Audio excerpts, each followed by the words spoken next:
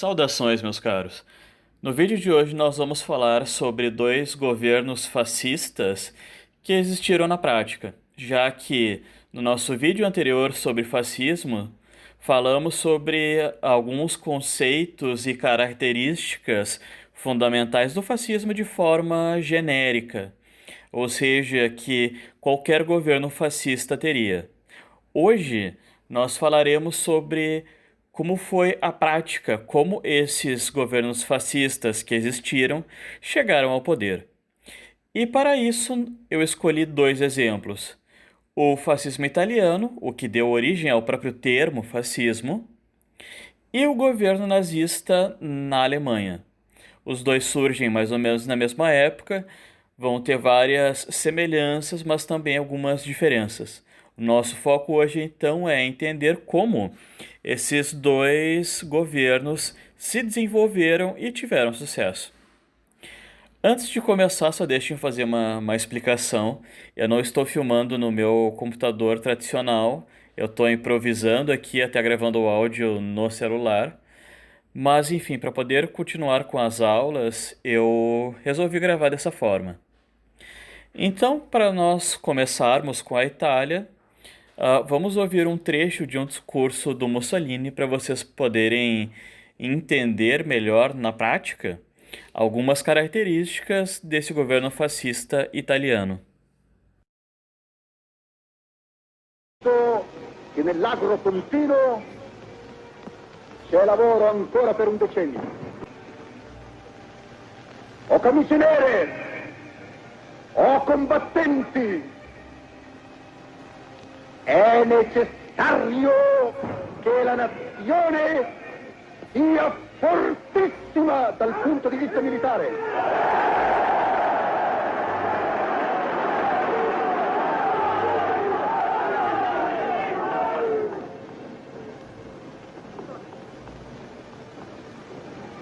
Poiché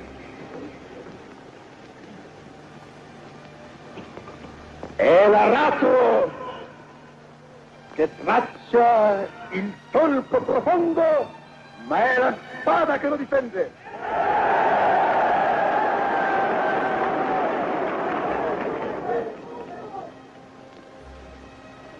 E il vomere e la lama sono entrambi di acciaio temprato come la fede dei nostri cuori. Bom, nesse curto trecho de um discurso do Mussolini, a gente já pode perceber duas características fundamentais de toda a retórica, de toda a argumentação fascista.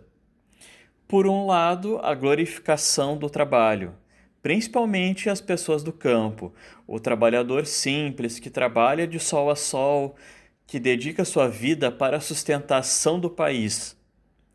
É esse um dos modelos que os fascistas querem para o cidadão italiano.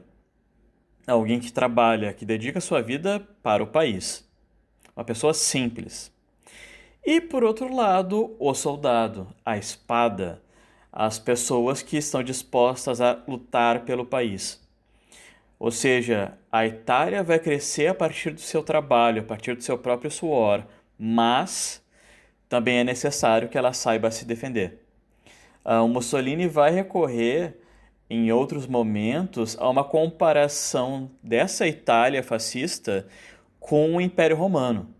Naquela época, o Império Romano cresceu, expandiu seus territórios com conquistas militares, com seu exército. Então a Itália só retomará as glórias do antigo Império Romano, tendo também um grandioso exército. Essas duas características, então, vão aparecer bastante ao longo das falas dos fascistas na década de 1920 na Itália, para que eles pudessem chegar ao poder. Então, como surge o fascismo italiano? Alguns anos depois da guerra, começa a se organizar o Partido Nacional Fascista, organizado já, liderado por Benito Mussolini, e apoiado bastante pela elite econômica do país. Por quê? se estava no contexto de crise econômica, de uma instabilidade política, ainda por causa do fim da Primeira Guerra. A Itália não foi tão afetada quanto a Alemanha, por exemplo, ah, mas todos os países que participaram tiveram um desgaste econômico, começaram a sofrer com a reconstrução, tiveram grandes perdas materiais e humanas. Então a Itália também sofreu. Além disso, havia um certo rancor da Itália porque, mesmo ela estando do lado dos vencedores, ela não foi tão favorecida pelo Tratado de Versalhes. O tratado que declarou a derrota da Alemanha e a necessidade de compensação dos países vencedores. A Itália não foi tão beneficiada por isso, já que antes da guerra ela era aliada dos alemães. Bom, então esse rancor e essa instabilidade econômica, essa instabilidade política foram fortalecendo o movimento fascista. Junto com isso, o comunismo na Itália, por causa dessa crise econômica, também começou a crescer. Alguns grupos políticos viram no comunismo uma possibilidade de superar esses problemas. Isso preocupou essas elites econômicas da Itália, essa burguesia, que começou a apoiar os fascistas como uma resposta ao crescimento do comunismo. Então, como agia o Partido Fascista? Claro, como vários outros partidos, no sentido de grandes comícios, conversando com as massas, dialogando com as elites econômicas, mas, como qualquer outro governo fascista, ele tinha o seu diferencial, que era a própria militarização do partido, com a existência de forças milicianas, forças paramilitares, organizadas dentro do partido pelos seus membros, que, no caso do fascismo italiano, se autodenominavam os camisas negras. Esses grupos vão começar a agir não só pela manifestação política com cartazes, passeatas, mas também atacando, na prática, sedes de outros partidos, jornais que criticavam os fascistas. Então, desde o começo, o Partido Fascista Italiano já tinha esse caráter violento. Pouco tempo depois, em 1922, a Itália já contava com uma grande presença do fascismo. Muitas pessoas já tinham aderido às propostas do Partido Fascista e os camisas negras conseguiam fazer muito barulho, muita movimentação. Então, em 1922, ocorre a chamada Marcha sobre Roma, quando 50 mil desses camisas negras marcham na cidade, fazem uma grande passeata, exigindo que o governo coloque o Partido Fascista. A Itália era uma monarquia controlada pelo rei Vítor Emanuel III. Então o povo fascista ali, esse grupo fascista pedia que o seu partido fosse convidado pelo rei para chegar ao poder. O rei, então, acaba cedendo a essas pressões que, por mais que não fossem de uma grande maioria da população italiana, esse grupo fascista, ele era extremamente mobilizado, era agressivo, como eu falei, ele conseguia fazer bastante barulho.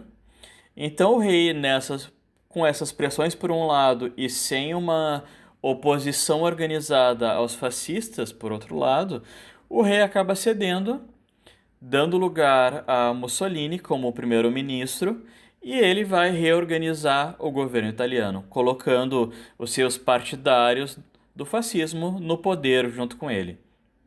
Então, cada vez mais ao longo dos anos, nós teremos os fascistas assumindo o poder na Itália. Aos poucos, eles vão controlando cada vez mais instituições no país e endurecendo cada vez mais a sua perseguição contra os seus inimigos, seja os comunistas, seja qualquer crítico às ações dos fascistas. 1925, então, Mussolini já é declarado pelo governo, pelo seu partido, o Duce, ou seja, o condutor da Itália. E a partir daí, definitivamente, ele vai assumir basicamente como um ditador dentro da Itália. Nesse ponto, todo o governo já estava controlado pelo fascismo. Os camisas negras já tinham silenciado qualquer oposição, tanto na base da violência quanto na base da perseguição política. A burguesia era a grande base de apoio, então vários trabalhadores vão apoiar o fascismo, mas a sua principal base era a burguesia. Era essa elite que via nos fascistas a segurança de que o comunismo não se estabeleceria no país e a segurança de que as massas, mesmo numa crise, a população não se rebelaria. Ah, Tanto nessa época quanto ao longo da Segunda Guerra, a gente vai ter um grupo de antifascistas que vão lutar contra esse governo do Mussolini, pequenas milícias que vão se organizar, pequenos grupos que vão se organizar para lutar contra o fascismo. Uma das grandes marcas dessa luta antifascista que chega até nós hoje, ela foi retomada pela cultura pop até nos últimos anos, sendo um dos hinos da série La Casa de Papel. Eu acredito que vários de vocês conheçam essa música, um trecho dessa música que eu vou colocar agora, Bella Ciao, que é justamente uma música que começa a se popularizar na Europa a partir dessa resistência antifascista italiana. Então fiquem agora com um trecho de Bella Ciao com a tradução ali embaixo. Partigiano, portami via, che mi sento di morire. E se io muoio da partigiano, oh bella ciao, bella ciao, bella ciao, ciao, ciao. E se muoio da partigiano, tu mi devi seppellire e seppellire lassù in montagna. Oh bella ciao, bella ciao, bella ciao, ciao, ciao. Seppellire lassù in montagna sotto l'ombra di un bel fior. Tutte le genti che passeranno, oh bella ciao, bella ciao, bella ciao, ciao, ciao. E le genti che passeranno ti diranno che bel fior. E questo è il fiore del partigiano. Oh bella ciao, bella ciao, bella ciao, ciao, ciao. Questo è il fiore del partigiano, morto per la libertà. Vamos falar agora sobre o nazismo na Alemanha. O nazismo vai começar a se desenvolver na Alemanha também logo depois da Primeira Guerra Mundial.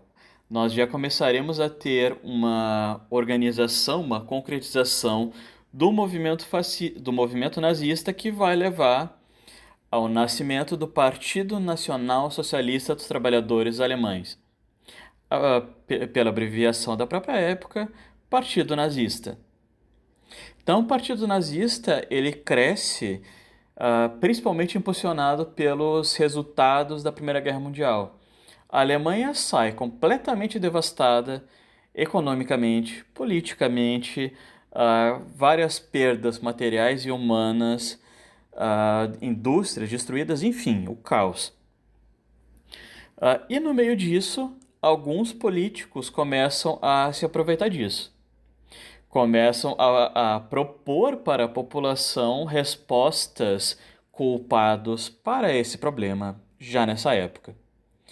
A partir disso, então, que o Partido Nazista vai começar a se consolidar, aproveitando bastante o rancor dos alemães em relação à derrota da Primeira Guerra e o Tratado de Versalhes, que humilhou os alemães com uma série de restrições para o crescimento econômico e militar do país. Então veja agora um trecho de um dos primeiros discursos do Hitler quando ele assume poder na Alemanha em 1933. nesse discurso, essas questões ficarão bem claras. Als im Jahre 1918 der Krieg zu Ende ging, da war ich, wie viele Millionen andere Deutsche, schuldlos an Kriegsursachen, schuldlos am Kriegsbeginn, schuldlos an der Führung dieses Kampfes, aber ebenso schuldlos auch an der übrigen politischen Gestaltung des deutschen Lebens.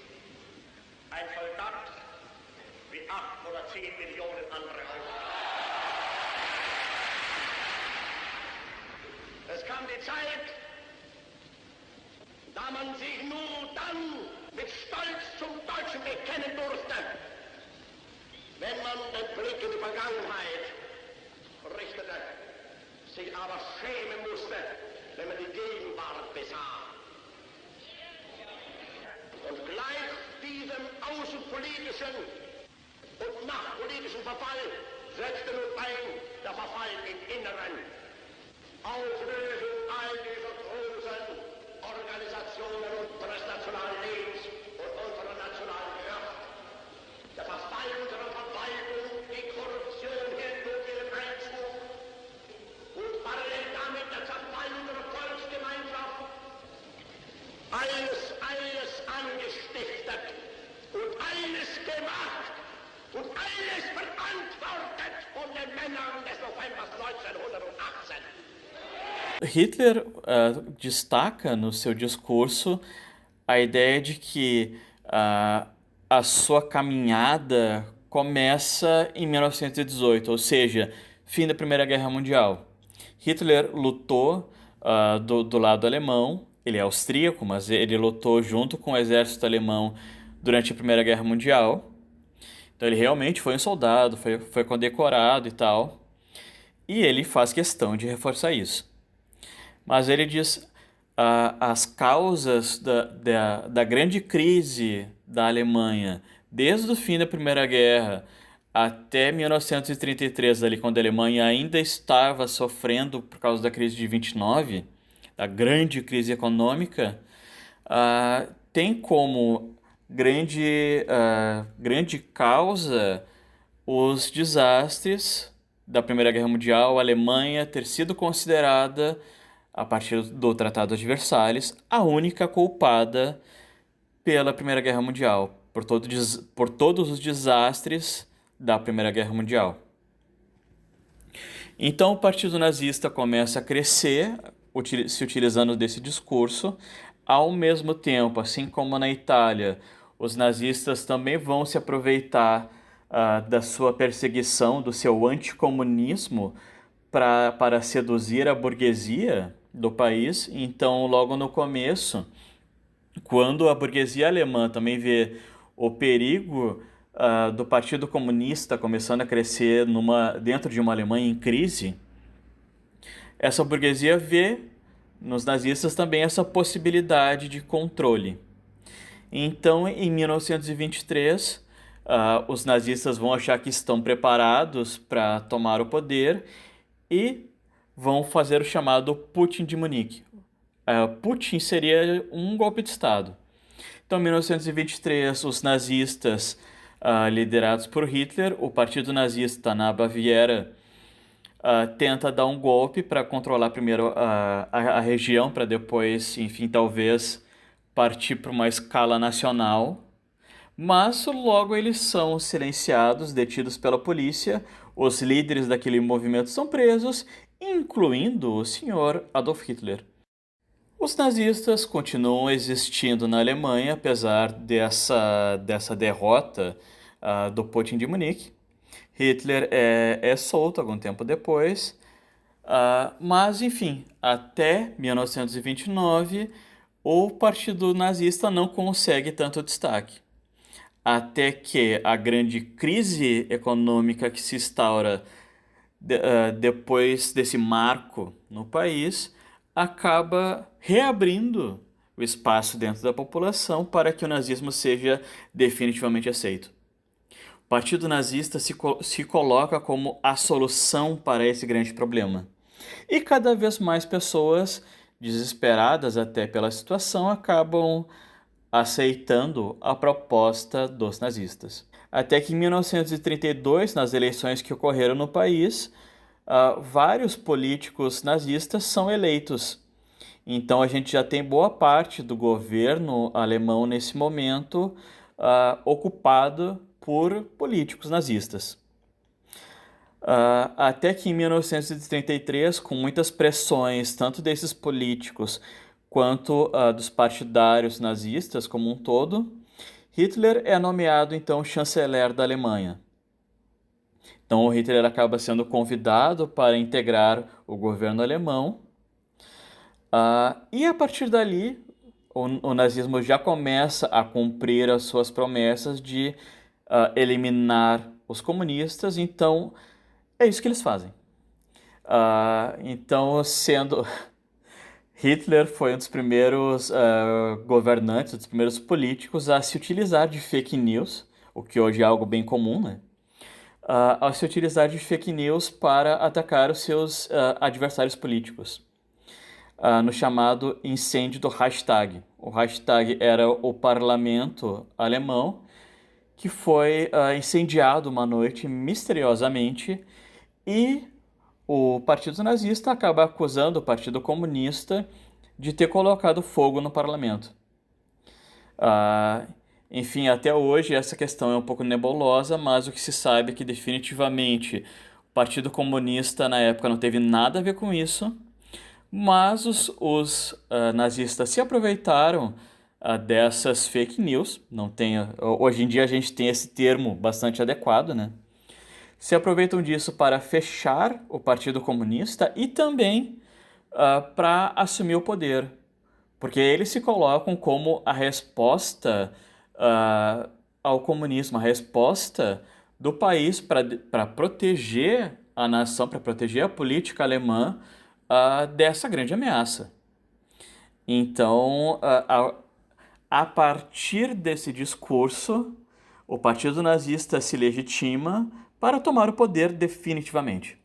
Sem esquecer também, claro, das movimentações da SS. Assim como a Itália fascista tinha os seus camisas negras, a Alemanha tinha a sua SA, desculpem, que era a chamada Polícia de Assalto, que no começo era um grupo paramilitar, partidários do nazismo, que eram armados, treinados pelo próprio partido, para fazer ataques a jornais, a sedes de outros partidos que criticassem o nazismo. Essas características que eu citei no vídeo anterior sobre o fascismo, essas características teóricas, elas se colocaram na prática, elas são observadas no desenvolvimento desses governos que são fascistas. Hoje em dia se tem um pouco dessa crítica a chamar qualquer ação mais autoritária de fascismo, mas para fechar o vídeo de hoje, digo para vocês, fascismo ainda existe. Se um partido se comporta como fascista, se um político se comporta como fascista, a gente não tem outro nome para dar. Então eu fecho o vídeo de hoje com essa pequena comédia satirizando o que algumas pessoas chamam da carta nazista. Ou seja, tu tá perdendo numa discussão política, tu vai chamar outra pessoa de nazista. Bom, mas se o outro age como nazista, tem ideias nazistas, idolatra o nazismo, tem discursos parecidos com o nazismo, nós vamos chamar eles de quê? Então, pessoal, ficamos por aqui hoje. Eu espero que esse vídeo tenha ajudado vocês a tomarem suas próprias conclusões e análises dessa questão política tão importante hoje. Bons estudos, abraço!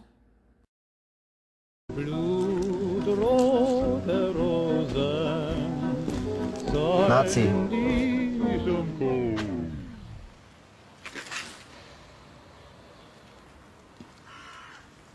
Wie bitte? Haben Sie mich gerade als Nazi beschimpft?